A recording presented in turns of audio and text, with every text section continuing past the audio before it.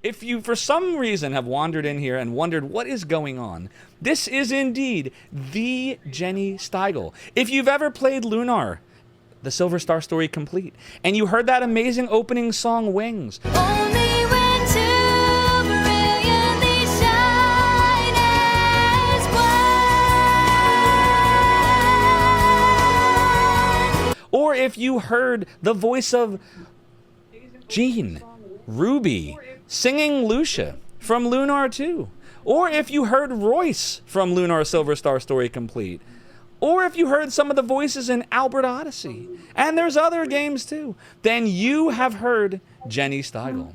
If you ever played Pop Flamel and somehow got to the end, and I know there's like 10 of us that have, I'm one of them, but if you did, then you heard the credits song. That is also Jenny Stigile.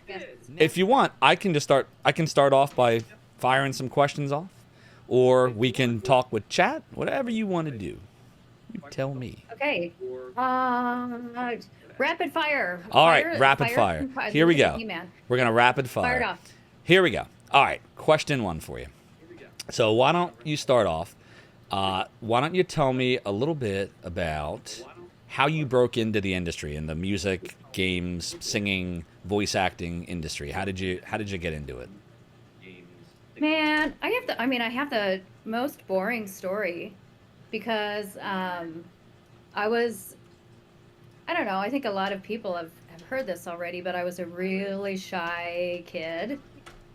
And so not a lot of people knew that I even sang or did anything like that. It was just really, really shy. And then I happened to audition in junior high for like this choir dancing,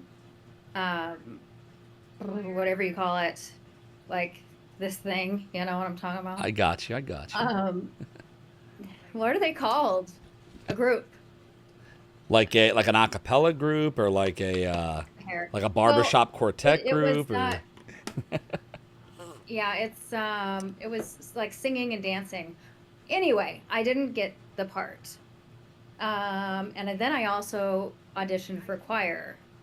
Did not get the part. They said I was just too quiet. So got into high school. That's so surprising. They said you were too quiet.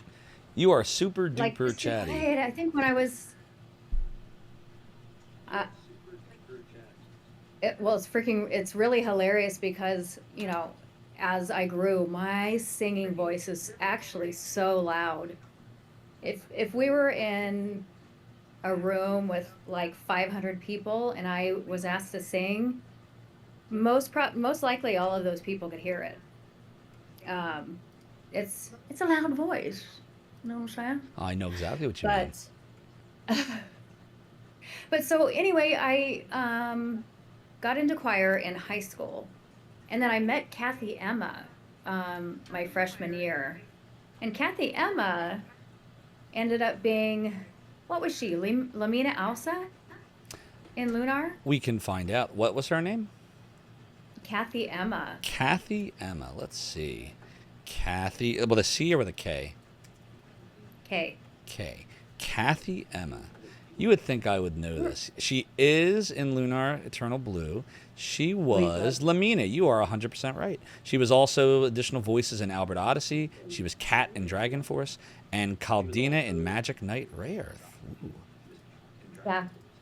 Yeah, in Lunar, she was the, Lemina also was like the one that always said, mega this and mega that. Idiot! You totally destroyed my Mega Magic Tester! Kathy pretty much made that up because back in those days, we always, you know, we said mega everything because we were pretty freaking dorky. So that wasn't part of the original script, the whole mega stuff? She just improvised that? I mean, I'm trying to, I don't know if I can officially say that, but I'm wanting to say that she started it and then it just kind of became a part of her character. Wow. I think it was 10th grade. So she and I met in 9th grade, totally bonded over our voices. We both had like very soulful, you know, back then the R&B kind of music, like I don't know what it is that you've done to me. That's awesome. Like all that soulful stuff from back then. We sang the same stuff. So we became instant best friends in ninth grade. 10th grade, um, 10th grade, I somehow auditioned for Victor. Oh, with Popful Mail. I don't remember how, like, Jenny got Super Soul. That's all. Hey, Your voice is amazing, Jenny. Oh my gosh, thank you guys. So Do you have a favorite game you did voices singing for? Does it all sort of blend together? Oh, a favorite. I think, the Lunars, of course, were the most fun. And one of the reasons why is because, oh man, which is it? Lunar Silver Star Story Complete. Was that the second one? So that was the first No, one on PlayStation that or was the first Saturn? one. Yep. Eternal Blue. Eternal Blue, I ended up bringing in a bunch of my own friends. So, like Kelly Weaver, who did Lucia. She was one of my best friends. We were in choir together. Oh, that's awesome. Yeah, in fact, she actually just came to my house a couple months ago. We went to a New Kids on the Block concert. Okay. Them I remember. You do or you don't? New Kids on the Block? Yeah. Step You got by the step. right Oh, baby. Gonna get to you, girl. Step one. We can have lots of fun. Step two. There's so much we can do.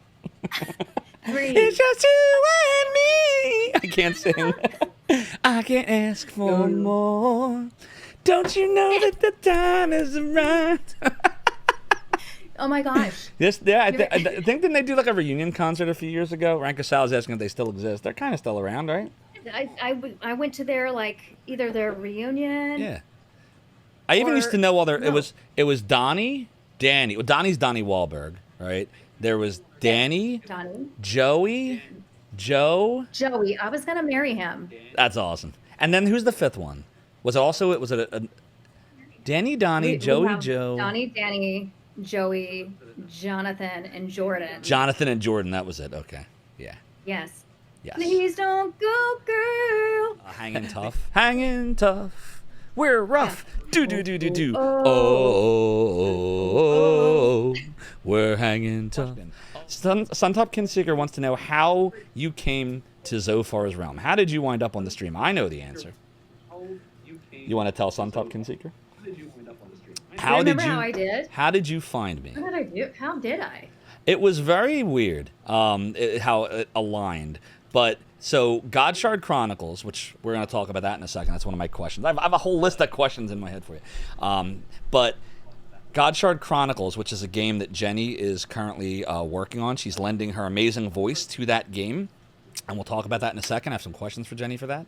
But in the process of posting on X and going in Discords and such, I got connected with Elman Dean, the designer, writer of the project. And I don't know if you remember this, Jenny, you saw one of my posts and you replied or you liked it. And then I looked at it and I was like, whoa, is that the Jenny Stigile? And then I was talking to Elman Dean on his Discord about it, because I was interested in the Godshard Chronicles project when I heard that you were coming back and John Truitt. And Elman Dean was like, well, John Truitt's not really on social media really right now. Like he said he was working on it. But he said, Jenny Stigile is.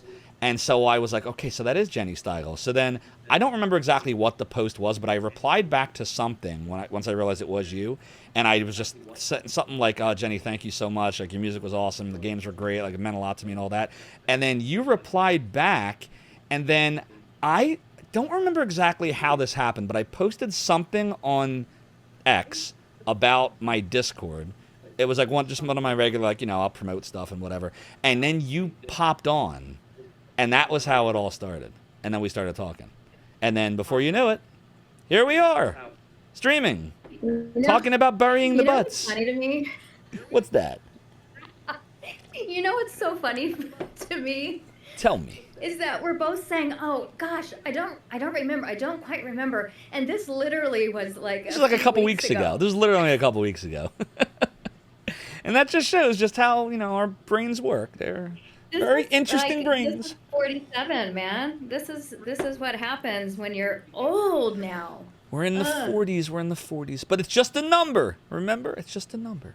It's just a number. I know it's a number until you Only really, number. I mean, honestly, like the remembering thing it's going, I've Oh, said yeah. it here, folks, something's happening. Well, the good news is once it really starts to go, we usually aren't aware of it anymore at a certain point. So then we're fine, and it's all bliss. You ever see do you watch The Simpsons at all? Yeah. So do you remember the Halloween episode where Ned Flanders was like the Lord and unquestioned master of the world, and it was like a crazy hellscape? Don't you remember, Dad? Flanders is the unquestioned Lord and Master of the world.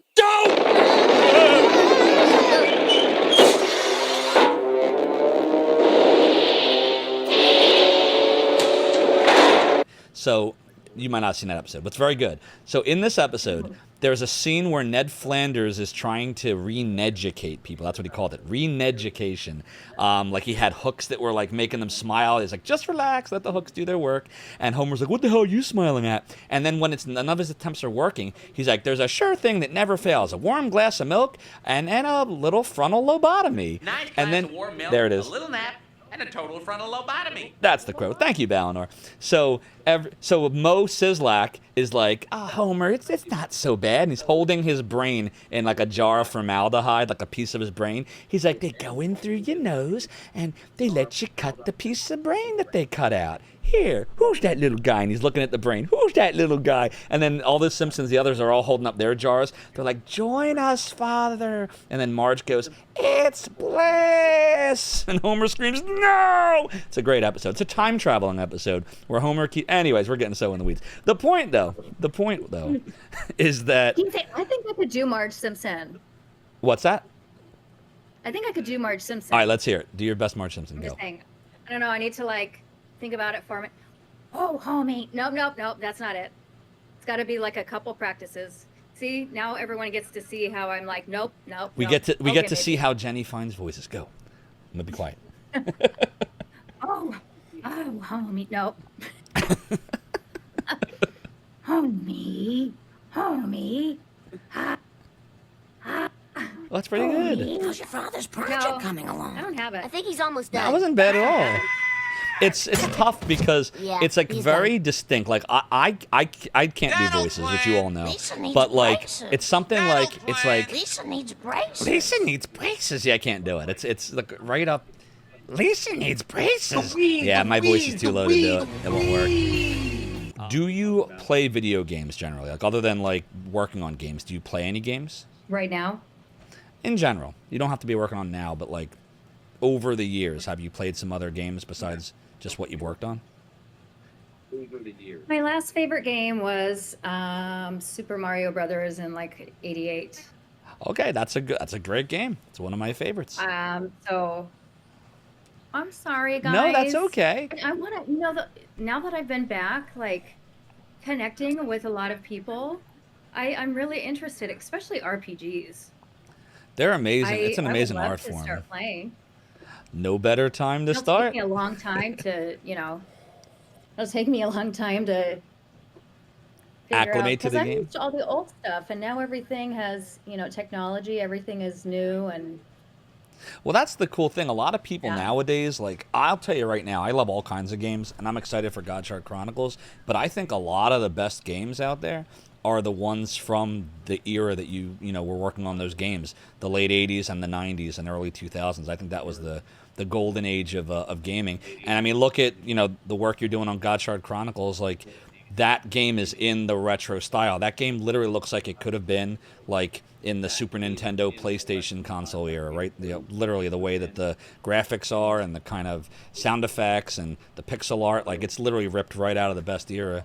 Not ripped, you know what I mean? Totally. Like out of a book of the best games ever. So, I think it's. I Totally. can't wait for it. But yeah, there's no better time to start. You want to start playing some games? I can give you a list, but you've worked on all of them. I can give you the starter pack. It's like every game you're in: Lunar, Lunar 2, No, Popple and Mail. I have all of them too. You know.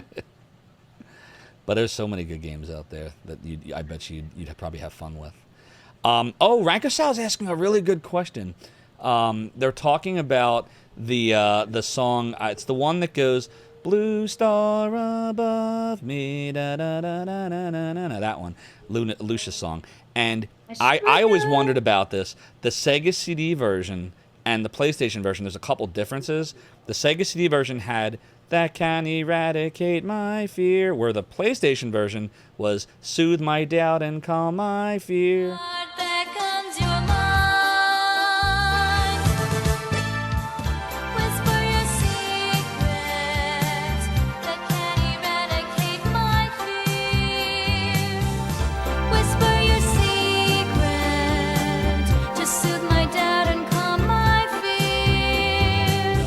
Did Vic ever share why that change? Like was there a thought between the two phrasings?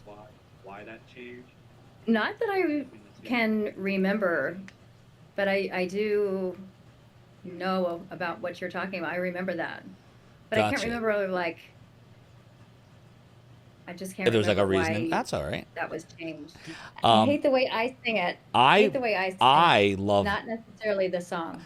both versions or the first versus the second. So basically in Lunar 2 Eternal Blue for Sega CD, that's the one where you use the Eradicate My Fear, and then in the PlayStation version it becomes Calm My Doubt and Soothe My Fear. Which version did you prefer? Did you not like either of them? Well, I didn't really like either of them, but I Gotcha. liked the second one better, only because, oh my gosh, I have something called perfect pitch. It's just what it's called, but I hear every single, maybe I'm a little bit on the spectrum, which we were talking about that earlier. Yep. I think I kind of am, and that's okay. That's totally fine. But I hear every single off note, even if it's just a tiny, tiny little bit. And the Exactly, Saucy the Sam. dark within my slumber. I can't. So it's Cannot. so is it that when you sung that you listened back when you were done and you realized that to you it sounded like you were slightly off in pitch where you didn't want to be? Oh yeah, and I wanted to change it, and that was a big no. That they were fine with the final product and kept it. And I was like, please no, let me redo it. I bet if we were to poll chat, they would feel the way I feel, which is that no one noticed. I still can't, I'm not like you. I can't sing. You can actually sing. You have talent. But I do, I can tell pretty well when it comes to pitch and notes and if something's a little off. I love that song. I think you killed it in both versions, just so you know. Absolutely. And I would be willing to bet anything that everyone in this room agrees that song was amazing. Just so you know. Yeah. So do not fret. You did great. Thank you. I mean, ooh, it's Thank a you. cringe. I don't think so at all. Not even close. Cringe. No cringe. No cringe. Duke Darkwood, Yeah. absolutely not. Did you see what Duke Darkwood said? Duke Darkwood, Jenny Stigile, says that we should start you with Dragon Song. So he's talking about Lunar Dragon Song. Do you know what Lunar Dragon Song is, Jenny Stigile? No, but I've heard just in these, weeks or months that I've kind of been active So in this world, I've heard I've just heard mixed things. So this game has been, until a couple months ago, it's been the running gag of my stream because everybody knows I love the games you've been in. I love Lunar 1 and 2 for Sega CD and PlayStation, right? You were in 3 of the 4 of them. And everyone knows they're my favorite games ever. So people, since they know they're my favorite games, will ask, some assume and some just ask, that, well, Zophar must love all the Lunars. Well, there's other Lunars than just those 4.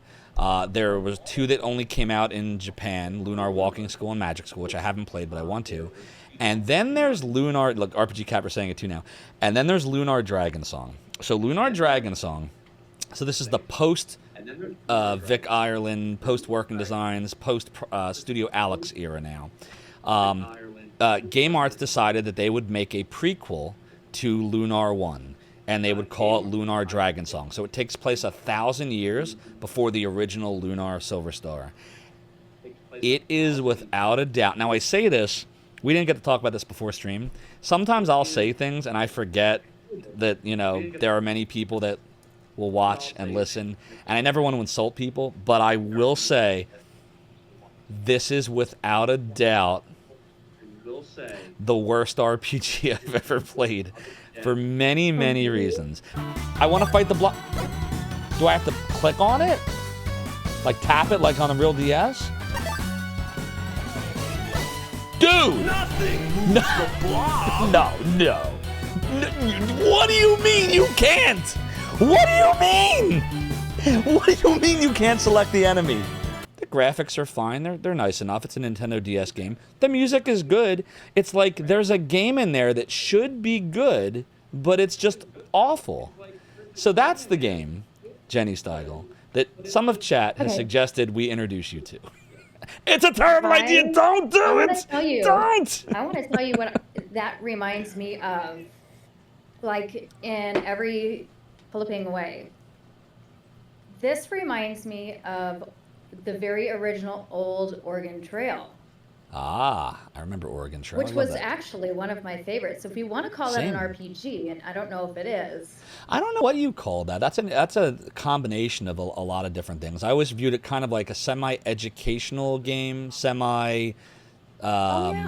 like it, because you get to learn, you know, I think what the game wanted you to do is like talk to people in the towns and learn to trade with the Native Americans, or, you know, learn about this crossing.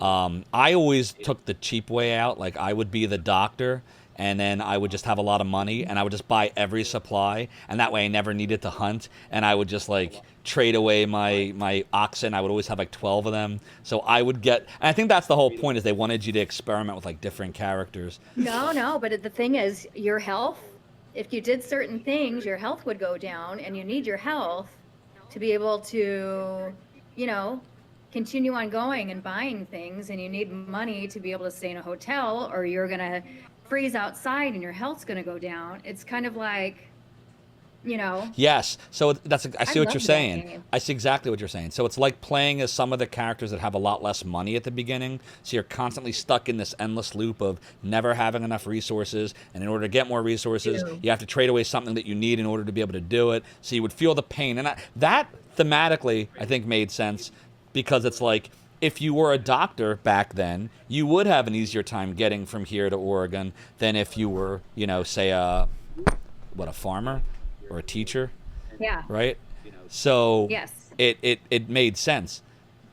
I cannot find out the logic why in Lunar Dragon Song none of this is thematic. There's no theme behind any of this. It's just like a horrible shoehorn mechanic in to cause pain. Bowner says the key is to spend your little money on spare parts. Food was easy to get. That's true. You could always hunt. Bowner is right. I agree. Deckard Bain says losing half of everything, including the children fording the river. Oh God, I always caulked.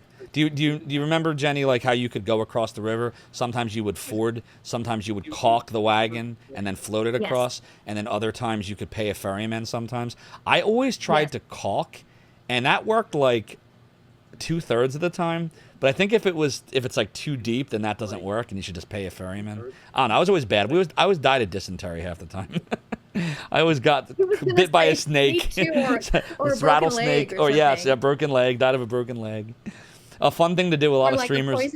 A poisonous plant. Yep, the poisonous plants will get you too. A lot of streamers will play that game, and they'll like name characters as like people in chat, and then, oh no, Zophar, you've died of dysentery. I used to have a shirt, actually. I had an Oregon Trail shirt that said, you have died of dysentery, and then it's got a picture of like the oxen and the wagon, and it doesn't fit me anymore. It's somewhere in my house. I'll have to show it off one of these days. It doesn't fit me. One day. That's cool. But yeah, Jenny, just don't play Lunar Dragon Song. Don't do it. Don't do it. Okay, yeah. Nope. But I have another question for you. Yes. What is the recording and production process like? So when you're going into the studio, when you're recording these lyrics or these songs, what's it like? Walk us through the process. Well, I mean, I think it's different for every song. What was it You know, like for? What was it like during the recording for Lunar Silver Star Story Complete? So like, walk us through that. Well, so the Lunars were a little bit different because I received those songs pretty well in advance. Sometimes I would receive a song for certain other games like same day or the day before and just kind of try to memorize at least how it basically goes and then, you know, wing it from there. Nice. The Lunar songs, I had some extra time to really get to know them. How does that work? Do they give you like a script and they say, here's the lyrics and here's a mic and go? Do they do a whole bunch of takes? Like, what was it like on that particular song? Did you have to do a lot of takes? Did you do one take? So typically they, as long as most of the words were written, which typically they were, they would give me, you know, a paper. So we had, music stands. I almost forgot what a music stand was called. We would have a music stand in the recording room. Of course, the engineers, back in the working designs days, it was Victor, the engineer. I would have, for the Lunar songs, I would have already slightly written out the music theoretically. Not that that's a big deal, because, you know, being somebody who has soul and like R&B, I could go anywhere with a note and do that. But with the games in particular, if there was something that I just couldn't get, like, you know, it's supposed to go here instead of here, or, you know, I would write the music next to a lot of the words, kind of the music theory, the notes, how they're actually supposed to be. Okay. And depending on, again, like what song, typically we would take it 1 to 2 verses at a time and do those things over and over again until the folks were satisfied. Like in this case, Victor was satisfied with it. So you went verse by verse with the Lunar series for the songs. So like you didn't do it all in one. I wouldn't say like one verse, but definitely like anywhere from, it depends on if they were difficult or if there was a different feel for those particular verses, you know, for that particular like paragraph. Usually we would do like a paragraph or something. Usually I do a paragraph. If it's something that needed to be chopped up more, then it would be chopped up more to like a sentence. Sometimes even a word. So would they tell you like, we want you to do these blah blah this part first, or would you just kind of do a little bit and then stop and say, was that good? Like, did they give you like specific direction on what they wanted you to record, or was it kind of fluid? They give you like specific direction. I would get the general feel. And I don't know about the other voice actors, but when I was only doing the singing, I didn't really know about the backstory. I didn't know what I was singing about. AMV is asking an interesting question. I see that. To answer the question about Victor, I mean, we haven't actually spoken. We haven't spoken to each other since I did the Lunar Harmony of the whatever the heck it was called. Oh, Lunar Silver Star Harmony for PSP. Harmony. Yeah. Yeah, he was a little bit mad at me for doing that. Ooh. So we've not spoken since then, and it was really a bummer because he was a massive, massive, massive part of my life. Very totally looked up to him. He was a huge part of my life. Oh, so yeah, we've not spoken since then, but I did hear him last week on that podcast, right? What? GameSack's podcast. You heard? Yeah. Yeah, he was on a podcast. It sounds like he's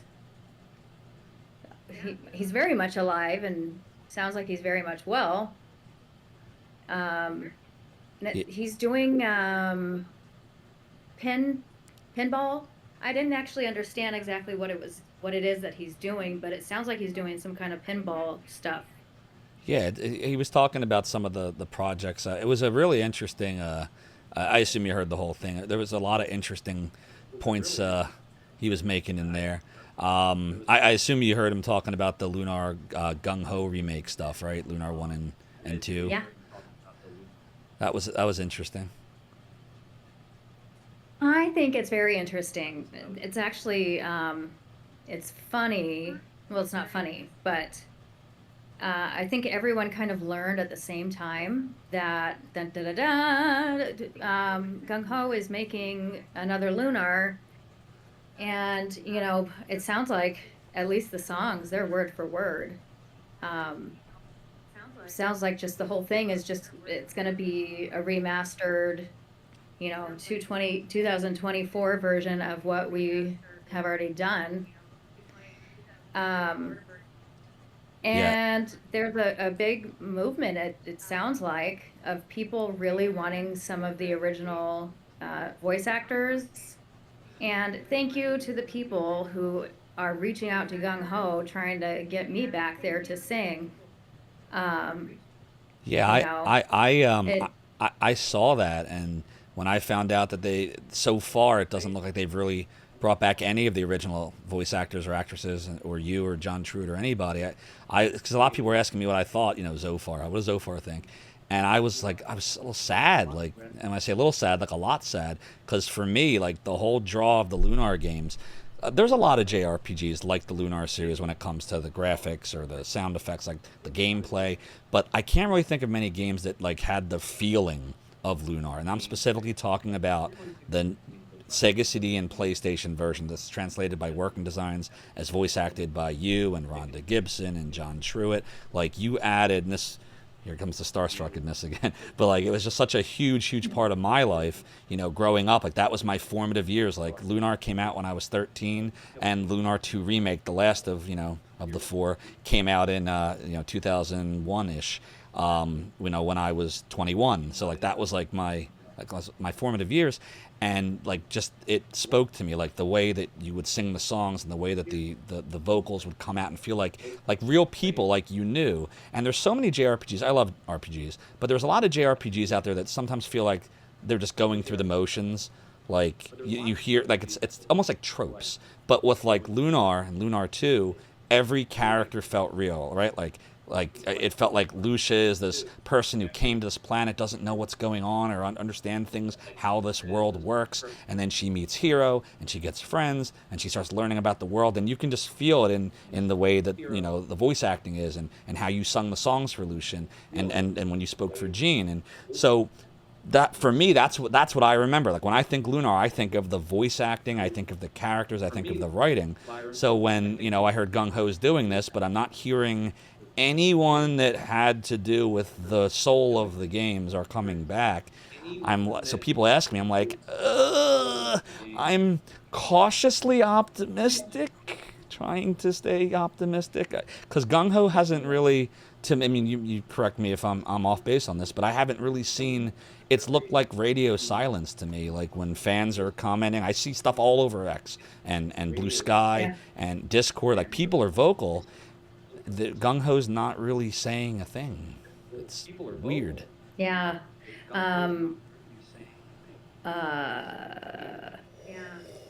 Really trying to choose my words carefully. Now listen, I understand if you're under a contract or things you can't say. Huh? If you're under any kind of contract or stuff you can't talk about, totally not a problem. We can move right along. Well, I'm not under any contract. I just want to be respectful. Anybody can do anything. There's been so many games that have remakes and different people, what did I do? Ray Earth, and then another, maybe not Ray Earth. I think you did Magic Knight Ray Earth, right? And Albert Odyssey. That's yeah, on my. Umi. That's on my list to I'm just eventually trying to stream think too. of games where, you know, there were remakes and other people, well, Lunar, you know, there were other Lunars, and sometimes those voices change all the time. It seems like the voices changed. Although the story also changed a little bit. This sounds like it's going to all be the same stories and everything. But you know, they're not required to do anything. I think there has been a really large fan outcry of what they want, and a lot of people want the original singers and the original voice actors. I know I do. Minus some of the old day jokes and culture. You know, the culture from back then and the jokes that could be made could not be made now. Oh yeah, there's no doubt some of it did not age, you know, as nearly as well as others. Like they're definitely. I mean, you and I, when I first was talking to you a few weeks ago, we were talking about some of the things. Like there's certain words you'd want to change and certain references you'd want to, you know. There's no doubt. But I think it's important to keep the soul of the game. Like, you know, I think about, like I was, so on Zophar's Domain Day last week, I was showing off all the different emulators. I had never tried out Lunar for the Game Boy Advance before. Lunar Legend it's called, which is a remake of Lunar Silver Star Story Complete, but with no working designs translation, no voice acting. And I played, what did I play, chat? Like a half an hour, 45 minutes of it. And it was, there was no, again, I don't want to knock it, but there was no soul. There was no soul. Yeah. Like Alex was there and Nal was there and Berg was there and there were characters, but just people weren't talking. Didn't feel like they were talking to each other. They were like talking at each other. Like it's good writing and voice acting makes such a difference. It really does. Like, so I'm 100%. I'm one of the people that want you and everybody else back in some form or fashion. I think that, you know, if they want, my personal opinion, I take responsibility for this opinion, but I think if GungHo wants this to do well, and they want it to do well by appealing to fans of the Lunar series who remember the games as they, you know, when they came out, I think they would do a really, really well with the community to bring back the soul of the game, such as you and the other voice actors and actresses, and, you know, some of the writing. Totally understand. I agree with you. Some of the stuff didn't age as well, can be fixed. But keep the heart. Exactly. See the heart. Keep the heart. Right there. It's a heart. It's a heart. It's a heart. All these flying things. Oh my gosh. They're all over. They're all over. NJ House says that Vic canned the Gaijinworks forum and you moved to Discord. Oh, that's interesting. Huh. He did what? I guess what NJ Howe is saying is that Vic Ireland, there was a forum on the Gaijinworks site, I think is what NJ Howe is saying, and he got rid of it. So everyone that was on the Gaijinworks forums, the message boards, moved over to Discord. That's really interesting, NJ Howe. Feel free if you want to message a mod or a VIP, you can send them that link, NJ Howe. We can paste it in. That's interesting. That could be a good resource. Brancasal says Mother and Taris is emote happy, especially when it comes to elves. So, yeah, listen, I really hope GungHo reaches out to you and all the other amazing actors, actresses, and writers that made the games what they were. I think it would make a difference. According to Victor, he owns the rights to all of that. Yeah, I heard him on the podcast saying that they haven't contacted him he says he has the rights and they haven't said anything. So I don't know. I could say so much about that. I could say a whole lot about that. Oh boy. I'm sober though. That can make a difference. Oh boy. Oh boy. This sounds like a whole thingy thing. Yikes. I could say a lot about that. Maybe if there are any detectives in here, they could truly determine whether or not he actually owns those rights. Maybe that's all I'll say. I'll soon rule the world. But first, you have to die! Galleon, what are you doing? Or maybe I'll just put it in some heads that does he indeed own those rights? Oh my. Wow. I don't. The last thing I want is trouble. Oh, we got trouble right here in River City.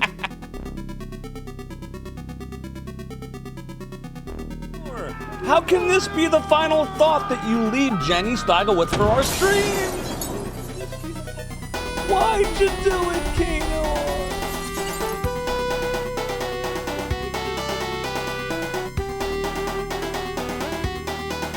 Here it comes. Oh, doodle doodle. Doodle doo. Doodle doodle doodle doo. Oh, doodle doodle doo.